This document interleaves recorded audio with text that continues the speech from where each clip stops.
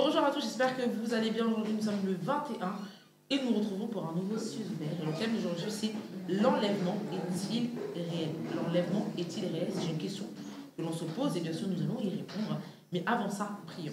Seigneur, nous voulons te dire merci pour un nouveau moment comme celui-ci dans ta présence.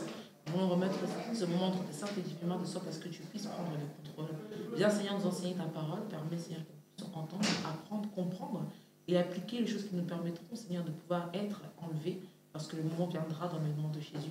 Merci encore pour tout ce que tu as fait et pour ce que tu as fait encore aujourd'hui. Accepte, Seigneur, mes remerciements au nom de Jésus. Amen. Alors, le verset, comme je l'ai dit, le thème d'aujourd'hui, c'est l'enlèvement. C'est une question que l'on se pose. L'enlèvement est-il réel? Et notre verset de mémoire est tiré du livre de Matthieu 24, verset 38. La parole nous dit: car dans les jours qui précéderont le déluge, les hommes mangeaient et buvaient, se mariaient et mariaient leurs enfants, jusqu'au jour où Noé entra dans l'arche.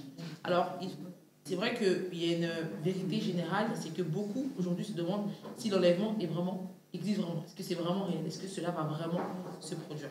Car ils entendent cela depuis des années, voire des décennies. Personne, bien sûr. Mais voilà, aujourd'hui, ils n'ont toujours pas vu se manifester l'enlèvement. Cela ne s'est pas encore produit. Alors, je me pose la question, est-ce que c'est vrai, finalement? L'enlèvement, pour répondre à la question rapidement, l'enlèvement est réel. Et il est dans votre intérêt de croire, premièrement, et de vous y préparer. Je pense que l'enlèvement, tout le monde souhaite faire partie de l'enlèvement. Mais bien sûr, pour cela, il faut se préparer. Au-delà du fait de croire à l'enlèvement, il faut également, comme je viens de le dire, s'y préparer.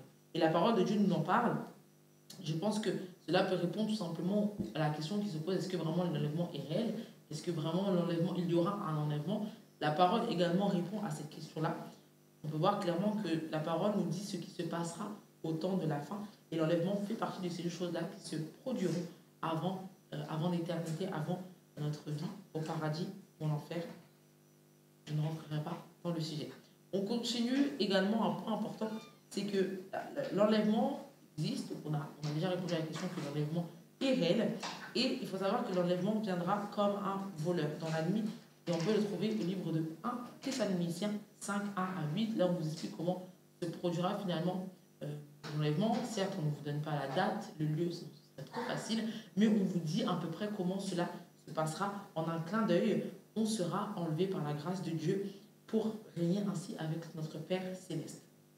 Il faut savoir une chose, c'est que de la même manière qu'on parle de l'enlèvement, il faut savoir que beaucoup de prophéties aujourd'hui ont été dites dans la parole de Dieu qui ne se sont pas réalisées. Mais ce n'est pas parce que ces prophéties ne se sont pas réalisées qu'elles ne sont pas vraies, qu'elles ne sont pas véritables. À partir du moment où la Bible en parle, cela signifie qu'à un moment ou à un autre, que vous soyez toujours en vie ou non, cela se produira. Les caractéristiques clés des prophéties, justement, de la Bible, c'est qu'elles sont souvent incomprises ou sonnent encore improbables, incroyables. Et c'est vrai parce que très souvent, les choses bibliques, les choses spirituelles ont du mal se contradisent, ou je dirais, on a du mal à comprendre les choses spirituelles avec notre intelligence humaine. C'est pour ça que ces prophéties, semblent incompréhensibles ou encore improbables. Et on peut voir un exemple concret de la Bible, c'est que lorsque Isaïe a prophétisé qu'une vierge enfantera dans le livre de Isaïe 7, 14, et que plus tard Marie a enfanté, bien que cette prophétie semblait irréalisable, improbable, impossible, comment une femme sans avoir une femme vierge enfantera, et bien plus tard cette prophétie s'est réalisée. Cela montre tout simplement que la parole de Dieu se réalise. Elle ne s'est peut-être pas réalisée maintenant, et l'enlèvement n'a pas encore eu lieu, mais certainement un jour cet enlèvement aura lieu. Donc de la même manière que nous avons vu cette prophétie se réaliser, on verra encore une fois l'enlèvement se réaliser, qu'on le veuille ou non finalement. Et je pense que la sagesse, du moins ce qu'il faudrait faire, si vous êtes une personne qui ne croit pas en l'enlèvement, et bien que je vous encourage à y croire, parce que c'est vrai et je ne veux pas que vous soyez surpris, mais je pense qu'il faut être sage, c'est-à-dire que plutôt que de remettre en doute le fait que l'enlèvement existe ou aura lieu ou non, je pense que vous devez vous y préparer. Vous devez vous y préparer plutôt que d'être surpris finalement et que derrière vous puissiez être dans le regret de ne pas avoir été enlevé. Un autre exemple dans la Bible, c'est l'exemple de Noé, annoncer le déluge, les personnes se moquaient, les personnes n'y croyaient pas. Et on peut voir ce qui s'est passé après lui, sa famille, ainsi que d'autres animaux ont été sauvés, ont été préservés, et d'autres n'ont pas été préservés, sont morts finalement parce qu'ils n'ont pas cru.